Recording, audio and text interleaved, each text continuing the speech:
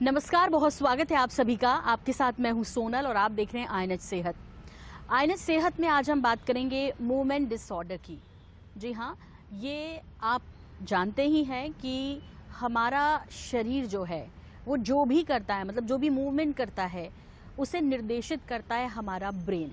यानी ब्रेन जो हमें निर्देशित करेगा उस तरह से फिर चाहे पलक झपकाना हो, हाथ पैर हिलाना हो, बोलना हो, ये सब हमारे जो अंग है उसे ब्रेन में एक सेरिबेलम करके एक हिस्सा होता है, वो उसे कंट्रोल करता है। लेकिन ये मूवमेंट डिसऑर्डर होता क्या है, ये कब होता है, इसे समझने की कोशिश करेंगे और क्यों होता है, ये महत्वपूर्ण सवाल है। इसके लिए इस वक्त हमारे साथ हैं डॉक्टर अभिजीत कुमार काहाट जी, जो कि न्यूरोलॉजी विभाग से हैं, एचओडी और एसोसिएट प्रोड्यूसर, डीकेएस हॉस्पिटल से हमारे बीच मौजूद हैं, अपना महत्वपूर्ण समय साझा कर रहे हैं। डॉक्टर साहब, बहुत स्वागत है और बहुत आभार आपका कि आपने वक्त निकाला हमारे लिए। मूवमेंट डिसऑर्डर, पहले तो हम इसे समझना चाहते हैं कि ये होता क्या है।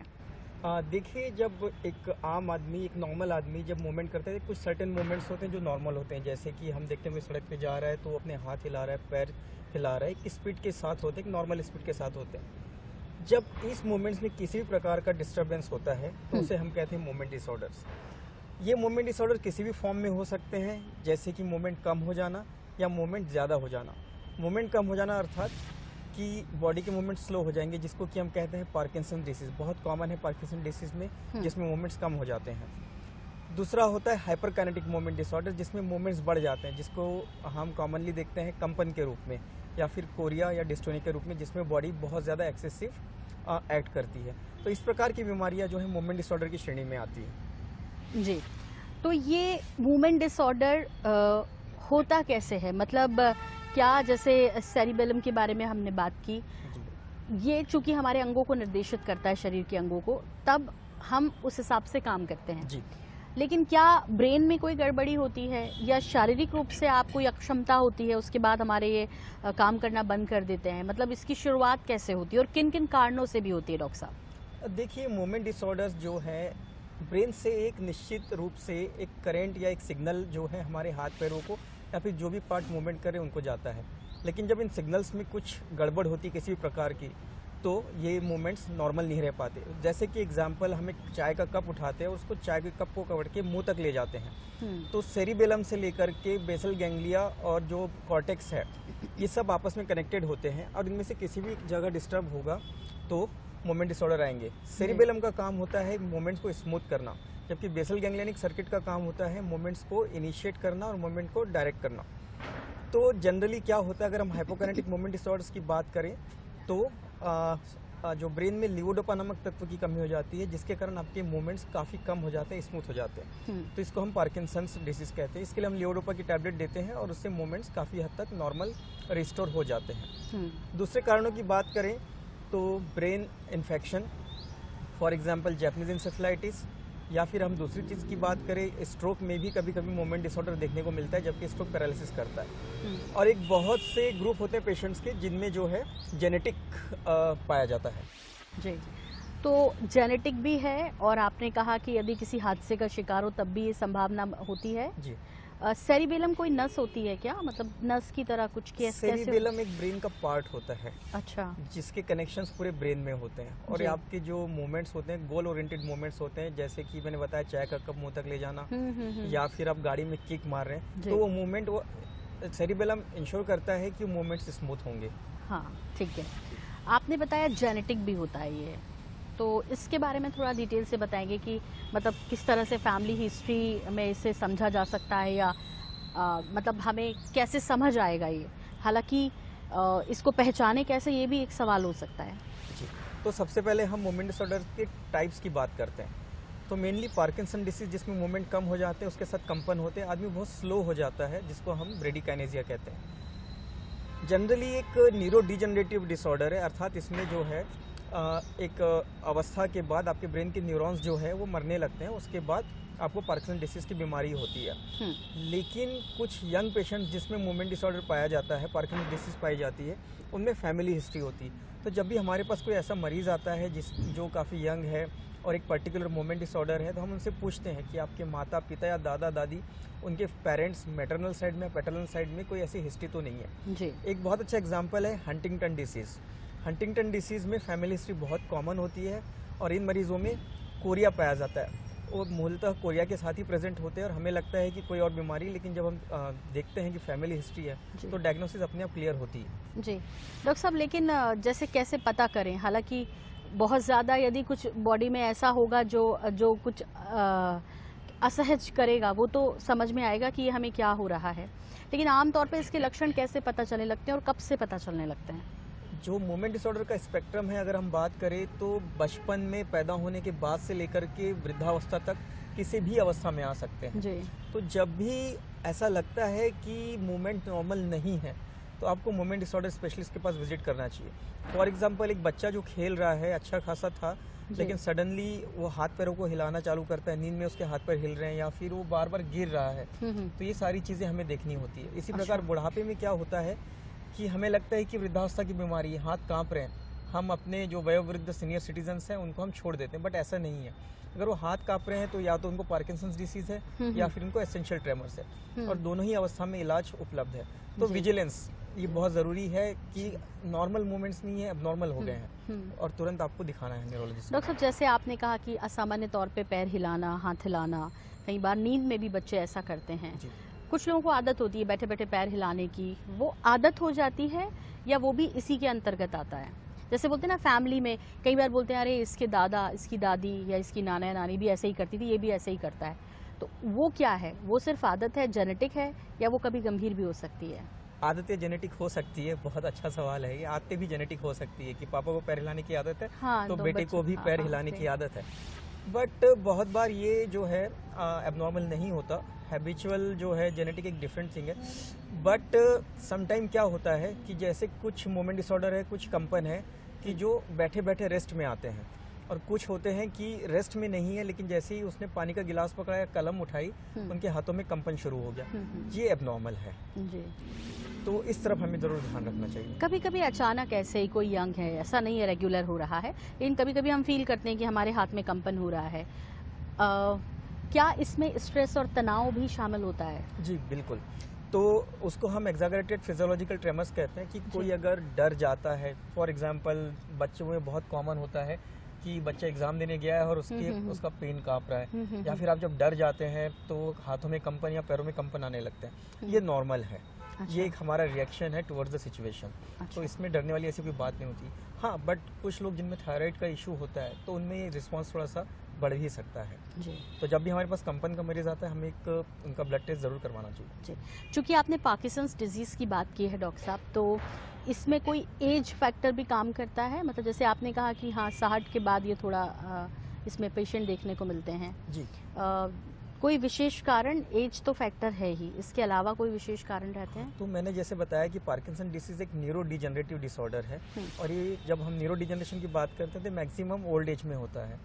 बट आजकल हमें देखने में आ रहा है कि पार्किंसन डिसीज जो है 40 की एज में भी बहुत कॉमन है। जी। पर जब हम 40 की एज में बात करते हैं तो जनरली उनका एक जेनेटिक कॉज होता है। तो जेनेटिक पार्किंसंस है वो एक यंग एज में आएगा, जो न्यूरो डिजेनरेटिव पार्किंसंस है वो जनरली ओल्ड एज में ही आते हैं। जी। डॉक्टर साहब, आज की लाइफ वैसी सामान्य नहीं है जैसे हमारे पहले बुजुर्गों की रही, हमारे लोगों की रही। कितना आप देख रहे हैं कि इसका भी जो लाइफ स्टाइल है उसका फ़र्क इस डिज़ीज़ में पड़ रहा है, और गंभीर रूप से पड़ रहा है, क्योंकि आप तो न्यूरोलॉजी विभाग से ही हैं, एचओडी हैं। तो क्या इन दिनों इस तरह के केसेस में आप बढ़ोतरी देख रहे हैं? जी, सही कहा आपने। लाइफ स्टाइल रिलेटेड इश्यूज तो बहुत बढ़ रहे हैं। तो हम आज देखते हैं, आज हमारी युवाओं के पास एक्सरसाइज के लिए टाइम नहीं है, और सिगरेट का और शराब का सेवन काफ़ी हद तक बढ़ गया है, चलन भी बढ़ गया है। तो हमने देखा है कि लाइफ स्टाइल रिलेटेड डिसऑर्डर्स जैसे कि ब्लड प्रेशर, हाइपरटेंशन, डायबिटीज़, ये सब काफ़ी कॉमन हो गई अभी यंग्स में भी। तो उसकी वजह से हार्ट अटैक, स्ट्रोक और उससे रिलेटेड पार्किंसन सिंड्रोम्स में काफ़ी बढ़ोतरी देखी गई है। अगर स्ट्रोक होता है, बार बार स्ट्रोक होते हैं, इस्केमिक स्ट्रोक होते हैं, तो उसके वजह से वेस्कुलर पार्किंसन का इंसिडेंस बढ़ गया है। दूसरी चीज़, पार्किंसन डिसीज़ के मरीजों को एक्सरसाइज करना चाहिए। अगर वो नहीं कर रहे हैं तो उनका डिसीज प्रोग्रेशन जल्दी होगा। अगर वो एक्सरसाइज कर रहे हैं तो डिसीज जो बढ़ने वाली है उसमें कई हद तक हम थोड़ा सा लगाम तो लगा सकते हैं। जी डॉक्टर साहब, इसमें क्या क्या हो सकता है? मतलब जैसे पैर हिलना, हाथ हिलना, जुबान कुछ बोलना चाह रहे हैं वो भी नहीं बोल पा रहे हैं, या वो भी ऐसा होता है क्या कि कई बार हम हकलाना तो इसमें नहीं आता होगा? आई थिंक हकलाना नहीं है, बट स्पीच चेंजेस काफ़ी होते हैं इसमें। अच्छा, तो जब हम पार्किंसन डिसीज की बात करते हैं तो पार्किंसन जब हम बात करेंगे इट मीन्स स्लोनेस। आप स्लो हो गए, हर चीज़ में स्लो हो जाते हैं। अच्छा, और slowness is not only physical, mental भी होती है। तो जिस तरीके से चलने फिरने में स्लोनेस है, उस तरीके से सोचने से समझने में भी स्लोनेस हो जाती है। अच्छा, तो जो हैंड राइटिंग है वो स्लो हो जाते हैं, लिखना स्लो हो जाता है, अक्षर छोटे हो जाते हैं। और जनरली जो प्रेजेंटेशन होता है वो होता है एक हाथ में कंपन आना, कि घर में बैठे हैं और एक हाथ अपना कंपन कर रहा है। कंपन कर रहा है। और दूसरी चीज़ देखेंगे तो स्लो हो जाते हैं, चलने में धीमे धीमे होते हैं। जो टर्निंग है खासकर, जो हम आसानी से स्मूथली मुड़ जाते हैं, उनको मुड़ना बहुत भारी काम होता है उन लोगों के लिए। तो मुड़ने में वो गिर भी सकते हैं, चलते चलते पैर चिपक जाते हैं। एक बहुत इंपॉर्टेंट सिम्टम है इसका आरबीडी, जिसमें रात में सपने आते हैं और रात में सपनों में हाथ पर चलाने लगते हैं। अच्छा जी, कब्ज या कॉन्स्टिपेशन बहुत लंबे समय से, इनफैक्ट जो बीमारी शुरू होने से काफ़ी पहले कब्ज आना शुरू हो जाता है। अच्छा, पर ये ज़रूरी नहीं है कि जिनको कब्ज है उनको पार्किंसंस डेवलप होगा। पर जब लेकिन चांसेस रहते हैं, चांसेस जो जिन पार्किंसन डिसीज के मरीज हैं उनको कब्ज काफ़ी पहले से होती है। अच्छा, डरावने सपने भी आ सकते हैं। और जो स्पीच की बात कही आपने, स्पीच में भी जो है स्लो हो जाते हैं, बहुत धीरे धीरे बोलेंगे और उनकी जो लाउडनेस होती है वॉइस की वो भी काफ़ी कम हो जाती है। ठीक है। पलक झपकने को लेकर भी जैसे आपने कहा, तो ये कितना ही सामान्य है और कभी असामान्य हो जाती है? जी, पलक झपकने की बात करें तो अगर हम स्लो मूवमेंट्स की बात करें पार्किंसंस में, तो पलकों का झपकना भी कम हो जाता है। जो चेहरा होता है वो ऐसा लगता है जिसमें कोई भाव नहीं है। इसको भी called it mask like faces. आपका चेहरा मास्क जैसा हो जाता है, इसमें कोई भाव नहीं है। लेकिन जब हम पलकों की बात करते हैं, जब पलकों में हाइपरकाइनेटिक मूवमेंट डिसऑर्डर होता है, जब वो पलकें चलाना ज़्यादा हो जाती हैं, तो उसको दूसरा डिसऑर्डर कहते हैं ब्लेफेरोस्पाज्म, जिसमें एक तरफ का चेहरा या पलकें या फिर गाल, जिसको अगर गाल इन्वॉल्व हो जाता है आपका चेहरा तो हेमीफेशियल स्पाज्म कहते हैं उसको, वो काफ़ी ज़्यादा कॉन्ट्रैक्ट करता है। तो कॉस्मेटिकली वो काफ़ी ख़राब दिखने लगता है लोगों को। जी जी डॉक्टर साहब, हमने इसके कारणों पर बात की है, हमने ये समझा है कि ये कैसे होता है। अब इसके इलाज पर बात करते हैं कि इसका इलाज किस तरह से होता है और कितनी जल्दी इलाज शुरू करना चाहिए तो चीज़ें बेहतर हो। वैसे तो कहते हैं prevention is better than cure, लेकिन इस बीच की आपको समझ आ रहा है और उतनी गंभीरता से लोग बीमारी को ले रहे हैं तब। तो पार्किंसंस डिसीज़ की अगर हम बात करें तो इलाज तुरंत शुरू होना चाहिए, क्योंकि उससे अगर इलाज में आप डिले करते हैं तो क्वालिटी ऑफ लाइफ कॉम्प्रोमाइज़ होता है। अब पार्किंसंस की 5 स्टेजेस होती है जो हल्के सिम्टोमेटिक स्टेज से लेकर के व्हीलचेयर बाउंड या बेड बाउंड तक कवर करती हैं। अच्छा। ओके, और एवरेज ड्यूरेशन जो बिगिनिंग से लेकर के स्टेज 5 तक होता है वो 10 से 20 साल के बीच में जो है पेशेंट अगर इलाज लेते हैं 10 से 20 साल तक इलाज लेना होता है। जी हाँ। एक बार पार्किंसंस हो गया तो आपको ज़िंदगी भर इलाज लेना है। अब उसमें 3 से 5 साल जो है हम उसको पार्किंसंस का हनीमून पीरियड कहते हैं। अच्छा। कि उसमें जब हम दवा देते हैं तो मरीज़ को बहुत अच्छा लगता है, वो अपनी सारी एक्टिविटीज़ बहुत नॉर्मली कर लेते हैं। अच्छा जी, लेकिन 3 से 5 साल के बाद ऑन ऑफ फिनोमिना आने लगता है। ऑन ऑफ मीन्स दवा जब आप देंगे तो उसका असर एक समय के बाद ख़त्म होने लगता है। तो इस श्रेणी में क्या होता है, इस सीरीज़ में आपकी दवा का डोज बढ़ने लगता है। हाँ। और फ्रिक्वेंसी भी बढ़ने लगती है और फिर दवा के साइड इफ़ेक्ट आने लगते हैं। तो ये करीब आप जो है ये स्टेज में पहुँचेंगे 5 से 8 साल में, और ये धीरे धीरे करके एडवांस पार्किंसंस की तरफ जाता है। लेकिन माफ़ कीजिए मैं आपको टोक रही हूँ, लेकिन ये बड़ा अजीब है, जब हम चीज़ों को शुरू करते हैं तो चीज़ें ख़त्म होती हैं। आप कह रहे हैं कि समय के साथ ये बढ़ता है, मतलब इसमें ज़्यादा टेंशन पेशेंट को भी बढ़ती है, पेशेंट और डॉक्टर दोनों को। तो जैसा मैंने बताया आपको कि ये न्यूरो डिजेनरेटिव बीमारी है, तो इसका क्योर नहीं है। हम दवा दे रहे हैं पेशेंट के सिम्टम्स रिलीफ के लिए, बट जो न्यूरॉन्स मर रही हैं उसके लिए हमारे पास अभी कोई इलाज नहीं है। सारी रिसर्च अभी फ़िलहाल तो ऐसा कोई इंडिकेशन नहीं दे रही कि हम न्यूरॉन्स को मरने से बचा लेंगे, उनको डेड होने से बचा लेंगे। तो जो उनका डिजनरेशन है वो चालू रहेगा, पर हम मरीज़ को सिम्टोमेटिकली बेनिफिट दे सकते हैं, उसके लक्षण कम कर सकते हैं। तो ये जो है सिर्फ फिजिकल ही नहीं, मेंटल रूप में भी प्रभावित करता है। तो जो ऑन ऑफ सिम्टम्स आएंगे, ऑन मीन्स आप काम कर रहे हैं, दवा का असर है, ऑफ मीन्स दवा का असर खत्म हो गया। तो ऑफ स्टेज में जो है जो मरीज़ का ब्रेन है वो भी जो है प्रोसेस नहीं कर पाता, वो भी शांत हो जाते हैं। इसमें एडवांस डिसीज का इंडिकेशन है और यहाँ पर रोल आता है डीप ब्रेन स्टिमुलेशन का। डॉक्टर साहब लोग कितने जागरूक हैं, क्योंकि आपने बताया तो एक लंबा इलाज है, यहाँ पर तो 2 महीने दवाएं लेने को कह दो तो ही हालत ख़राब हो जाती है। डॉक्टर साहब ने कहा कि लगभग 10 से 20 साल तक का भी वो सफ़र हो सकता है जब आपको इसको पूरी तरीके से यदि ठीक करना है। लंबा इंतज़ार है, पेशेंस की बहुत ज़रूरत है। तो भारत में लोग इसे लेकर कितने जागरूक हैं? ये बात सही है, भारत में जो है जागरूकता की कमी है। ये सिर्फ न्यूरो डिसऑर्डर्स को ही लेकर नहीं, बाकी बीमारियों को लेकर भी है। तो जब इसमें आपके न्यूरो फिजिशियंस का रोल बहुत इंपॉर्टेंट होता है कि ऐसा कोई पेशेंट आता है तो सबसे पहले उनको उनकी बीमारी के बारे में बताएं और उनको ये बताएं कि पूरा कोर्स बीमारी का कैसे रहने वाला है। जनरली मरीज को लगता है कि नहीं, मैं आया हूँ, मुझे गोली देंगे और मैं ठीक हो जाऊँगा। तो जो एक्सपेक्टेशंस है वो रियलिस्टिक होनी चाहिए। तो डॉक्टर को पूरा एक कोर्स बताना चाहिए, उनको ठीक से काउंसल करना चाहिए। जब हम काउंसल करते हैं ठीक से तो मरीज को एक ओवरव्यू मिलता है उनकी बीमारी का कि क्या मैं किस चीज़ से पीड़ित हूँ और उसका इलाज क्या है। तो उनमें वो जागरूकता फिर थोड़ा सा अवेयर होते हैं जी। और फिर रेगुलर फॉलोअप करते हैं जी। डॉक्टर साहब सिर्फ खाने की दवाइयाँ या कोई फिजिकल एक्सरसाइज या फिजियोथेरेपी जैसी भी कोई चीज़ लेनी पड़ती है इसके इलाज तो में? हमेशा कहते हैं अपने पार्किंसंस मरीजों के कि एक्सरसाइज और फिजिकल एक्टिविटीज़ रखें। उसका एविडेंस है कि अगर आप एक्सरसाइज करते हैं रेगुलर तो बीमारी जो है बढ़ने से थोड़ा तो रुकती है जी। डॉक्टर साहब मतलब थेरेपी कैसे लेनी होती है यदि करते हैं डॉक्टर? तो दवाओं के साथ साथ चलती है, कुछ सेशंस उसके लेने पड़ते हैं या कैसे करते हैं असल में? इसके बारे में थोड़ी डिटेल से आपसे जानना चाह रही हूँ। दवाइयाँ जनरली दिन में 3 से 4 बार चलती हैं और जो दवाइयाँ हमें लेनी होती हैं वो जनरली भूखे पेट लेनी होती है। साथ में जो है फिजियोथेरेपी और एक्सरसाइज बिल्कुल रेगुलरली चलते हैं और एक्सरसाइज में मेनली स्ट्रेचिंग या हल्का फुल्का जॉगिंग इतना काफ़ी है जी। और वो अगर रेगुलर बेसिस पे की जाए तो वो किसी एक्सपर्ट की सलाह पे करनी होती है या आप लोग बोल देते हैं कि वो? मैं सलाह देता हूँ कि पहले किसी एक्सपर्ट से मिलिए जी, उनसे सीखिए और उसके बाद खुद होकर करिए। अच्छा, आपने कहा कि ये चूँकि न्यूरो से जुड़ी बीमारी है और दिमाग और दिल बहुत कनेक्टेड होते हैं डॉक्टर साहब। इमोशंस होते हैं, उधर आप प्रैक्टिकल होते हैं और जब आप जो कह रहे हैं, जो करना चाहते हैं, आप वो नहीं कर पा रहे हैं तो आप सोचिए कि अपने आप को कितना असहज पाते होंगे कि आप चाहते हैं कि आप ये उठा लें और आप उठा नहीं पा रहे हैं या वो। दूसरा, जब आप सोसाइटी में मूव करते हैं तो जाहिर तौर पे आप हंसी का पात्र भी बनते हैं, आप लोगों से मिलना जुलना कम कर देते हैं, तो इससे जुड़ी और भी कई परेशानियाँ होती हैं सामाजिक तौर पे। और सबसे पहले परिवार के लोगों से आप क्या कहना चाहेंगे कि उन्हें इस तरह के पेशेंट्स के साथ क्या बिहेव करना है, कैसे उनको डील करना है? क्योंकि मुझे लगता है कि वो जो करना चाहते हैं वो नहीं कर पा रहे हैं, तो उसमें फिर वही काम परिवार वालों को करना है, यानी पेशेंट के साथ साथ उनकी भी ड्यूटी उतनी ही है। तो इसको कैसे करेंगे, क्या सजेस्ट करते हैं आप जो परिजन हैं उनको? जी, तो जो ये मरीज़ होते हैं ये बिल्कुल सही बात है, जो अच्छे खासे थे, सब अपना काम करते थे लेकिन अभी ठीक से नहीं कर पा रहे, तो एक डिप्रेशन का बहुत बड़ा कारण होता है इन मरीजों में।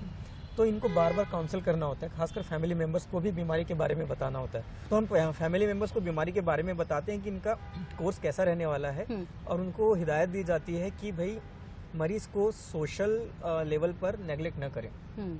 तो मरीज़ के जो पुराने दोस्त हैं या फिर उनको शादी पार्टियों में ले जाना ना भूले, उनका सोशल इंटरेक्शन करें। अगर किसी मरीज़ का हाथ काँप रहा है तो ये कॉस्मेटिक इशू है, मरीज़ अपने सारे काम खुद कर पा रहा है, तो वो जो उसको देख रहे हैं उनको ज़्यादा प्रॉब्लम है, मरीज़ को कम प्रॉब्लम है, तो उनको उस तरीके से बताया जाता है कि नहीं, इट्स ओके, ये बीमारी है, इसका इलाज चलना है, इसमें ऐसी घबराने वाली कोई बात नहीं है और कॉस्मेटिक इश्यूज़ को इतना दिल से नहीं लगाना है। जी। डॉक्टर साहब, आप तो इतने लंबे समय से इस डिपार्टमेंट में हैं, चीज़ों को देख रहे हैं, तो क्या मैसेज देना चाहेंगे आप समाज को भी? और जो आपने कहा कि जागरूकता की कमी है, लोग सोचते हैं ठीक है ये फिजिकल डिसेबिलिटी है तो इसके साथ ही चला लेते हैं। कई लोग ऐसे होते हैं कि हाँ ठीक है ना, ये है, इसका हाथ हिलता है, इसके पैर ऐसे हिलते हैं तो ठीक है, काम बाकी चल रहा है, प्रभावित नहीं हो रहा। तो ये मुझे एक मैसेज आपके माध्यम से दर्शकों तक पहुँचाना है कि ये कब खतरनाक भी हो सकता है और ये कई चीज़ों को इफ़ेक्ट तो करता है, ये आपने कहा ही, बताया ही है, डिप्रेशन से लेके हर चीज़। और कई सारी चीज़ें आपको पता है दर्शकों की वो डिप्रेशन से ही शुरू होती हैं और कई बड़े हादसे फिर फैमिली में होते हैं।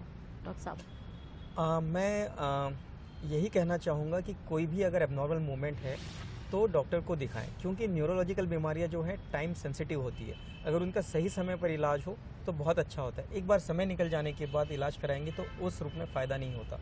अब जैसे पार्किंसन डिसीज़ की बात करते हैं तो दवाइयों के साथ एक जो सर्जरी होती है डीप ब्रेन स्टिमुलेशन, वो आपको करीब 4 से 6 साल के अंदर अंदर करवा लेनी चाहिए, तो उसके रिजल्ट्स बहुत अच्छे लगते हैं। और मैं आपको ये भी बताना चाहूँगा कि डीप ब्रेन स्टिमुलेशन सर्जरी जो काफ़ी महंगी है, छत्तीसगढ़ में सरकार द्वारा उसके लिए फंडिंग उपलब्ध है और अभी तक अच्छा। करीब 14 से 15 मरीजों ने इसका फ़ायदा उठाया है। जी, अब चूंकि आपने बताया कि 14 से 15 मरीजों ने इसका फ़ायदा उठाया, डीकेएस में क्यों आदमी को जाना चाहिए यदि वो पार्किंसंस या मूवमेंट डिसऑर्डर से पीड़ित है, तो उसको क्या स्पेशल ट्रीटमेंट वहाँ मिलेगा?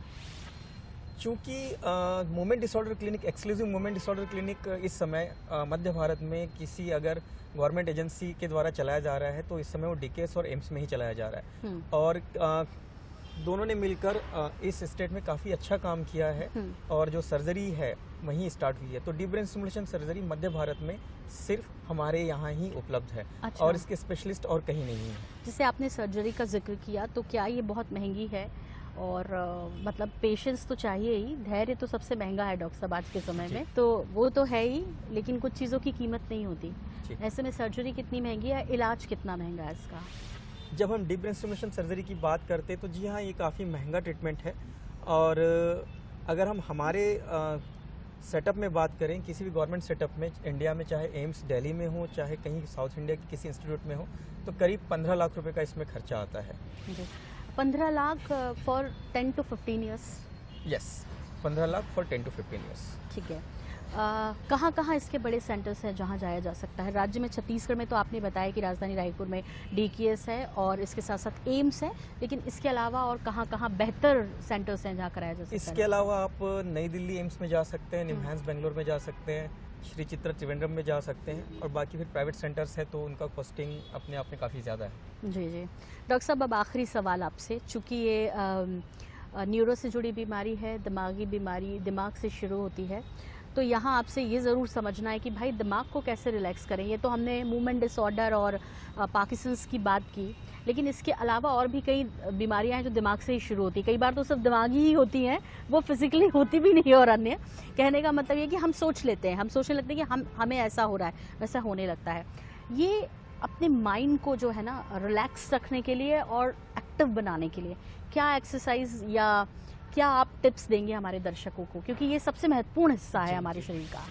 मैं हमेशा यही कहता हूँ अपने मरीजों से या फिर अपने सोशल कॉन्टैक्ट से कि बॉडी में हर ऑर्गन के लिए टाइम दीजिए। तो अगर आप ब्रेन के लिए टाइम दे रहे हैं तो आपके ब्रेन को जो अच्छा लगता है, आपको टाइम से खाना है, आपको टाइम से सोना है, अपना एंटरटेनमेंट के लिए आप जो करते हैं, अपनी हॉबीज़ आपको वो करनी है। और सबसे बड़ी बात, अपनी छोटे छोटे सिम्टम्स के लिए आप गूगल मत कीजिए। हाँ। ठीक है, अगर आपने गूगल किया तो आपका ब्रेन और परेशान हो जाएगा। और सबसे इम्पॉर्टेंट है, ब्रेन को रेस्ट दीजिए, ओवर थिंकिंग ना करें। तो अगर आप ये सब अपनाते हैं तो ब्रेन की एक्टिविटीज काफ़ी शांत रहती है, आपका ब्रेन ओवर थिंकिंग नहीं करता और एटलीस्ट आपको कोई रिलैक्सिंग मेथड है जो करते हैं? ये तो ठीक है, आपने कहा कि पसंदीदा चीज़ों को करिए, म्यूज़िक पसंद है, स्टोरीज पढ़ना पसंद है, कुछ अच्छी मूवीज़ देखना पसंद है, अपने अपने शौक हैं। कोई गेम्स में जाता है, क्रिकेट खेलता है, कोई कुछ भी करता है। ऐसी कोई थेरेपी जो हम बैठे बैठे ऑफिस में भी कर सकते हैं डॉक्टर साहब? वो भी इंडिविजुअली डिपेंड करता है किसको क्या पसंद है। बहुत सारे लोग रिलैक्सिंग म्यूजिक सुनते हैं काम के टाइम पर, या फिर बैठे बैठे योगा भी कर लेते हैं। तो इट्स इंडिविजुअल है, आपको जो अच्छा लगता है आपको करिए अपने ब्रेन को रिलैक्स करने के लिए। कुल मिलाकर दिल को खुश रखिए, दिमाग को खुश रखिए, ज़्यादा तनाव मत लीजिए। सबसे बड़ी बात, आज के समय में ओवर थिंकिंग की बहुत प्रॉब्लम है, वो आपको नहीं करनी है। जो होना है वो तो होकर ही रहेगा, लेकिन जो हमारे प्रयास हैं वो ख़त्म नहीं होने चाहिए। इसी कोशिश के तहत आइनिच सेहत में आज हम ये विषय लेकर आए हैं, मूवमेंट डिसऑर्डर का। यदि आपके घर में, आपके आसपास कहीं आप ऐसे पेशेंट देखते हैं और आपको लगता है कि इसको इलाज की सख्त ज़रूरत है या बेहतर इलाज की ज़रूरत है, तो आपको ये कार्यक्रम देखना तो चाहिए। इसमें जो महत्वपूर्ण सजेशंस डॉक्टर अभिजीत जी ने दिए हैं उस पर ज़रूर अमल करना चाहिए और एक अच्छे डॉक्टर को ज़रूर दिखाना चाहिए। डॉक्टर अभिजीत कुमार काहटा जी, बहुत शुक्रिया, बहुत धन्यवाद हमारे साथ वक्त साझा करने के लिए, और आपने इतने महत्वपूर्ण टिप्स दिए हैं। उम्मीद है कि सारी चीज़ें यहीं से शुरू होती हैं। 2 जगह हैं, ये और एक ये।